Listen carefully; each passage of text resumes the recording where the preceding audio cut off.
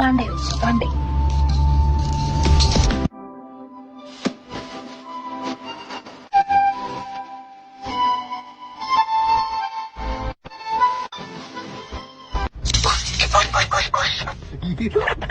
ഇങ്ങനെ ചിരിക്കുന്ന ഇങ്ങനത്തെ ശരിയാ ഫസ്റ്റ് കഴിക്കുന്നേ.